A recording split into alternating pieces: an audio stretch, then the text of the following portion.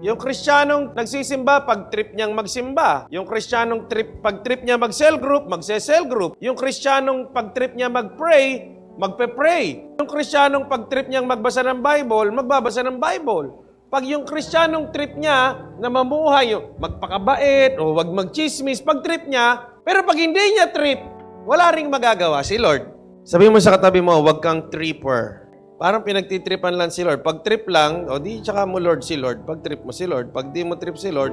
Ngayon, ito ang pinakapunto na sinasabi rito. Nais kasi ng Panginoon, ma-discover natin na kapag ikaw nagtiwala ng totoo at hinahakbangan mo talaga, sumusunod ka, hindi ka niya pababayaan. Na kailanman, ang tao na nagtiwala, sumunod sa Panginoon, madi-discover niya na si Lord ang bahala sa iyo. Hindi ka pababayaan ng Panginoon. Kaya sinabi niya, and all these things shall be added to you as well.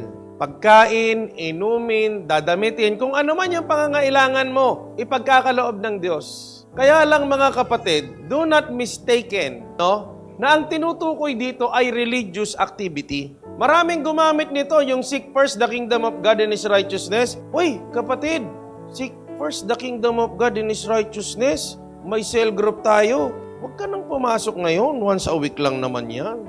Pina-absent sa school. Hindi po yung ganun, ha? It is not about religious activities. Nung kamakailan, sinamahan ako ni Ronan, mentoring ko ng mga pastor. Ngayon, siguro natapos kami ni Ronan ng mentoring ng mga pastor, mga 9:30 na, mag-aalas 10 na. Mga ganun time na, no? Mag-aalas 10 na kami natapos. Sabi sa akin, Pastor, sasabay po ako sa inyo hanggang bayan. Sabi ko, bakit? Pupunta pa po ako kay Joy. Sabi ko, Brad, hindi ba masyadong gabi na yata? Pastor, baka magalit eh.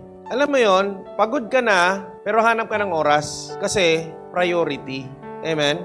Hahanapan mo ng oras, gagawan mo ng paraan. Kasi, priority. Alam na naman ng Diyos kung anong kaya natin at hindi. Ganon din yung ginagawa natin dapat sa Panginoon. Kung magagawan mo ng paraan lagi, para siya talaga mauna. Kailanman hindi pinababayaan ng Panginoon ng taong lubos na sa Kanya ay nagtitiwala. Amen? Kaya lang, yun talagang fully devoted. Naandoon yung pagtitiwala, naandoon yung pagsunod. Hindi yung trip-trip lang. Amen. Hindi ko po sinasabing perfecto na. Hindi ko sinasabing tayo perfecto na sa ating buhay. Pero alam yung pinaprioritize ang Panginoon. Amen. Pinaprioritize yung kanyang pagtatrabaho para kay Lord. Yung pag-aayos niya ng kanyang pamilya para kay Lord. Yung kanyang pagpapayaman para kay Lord. Yung kanyang pagpapakabait para kay Lord. Everything is for God.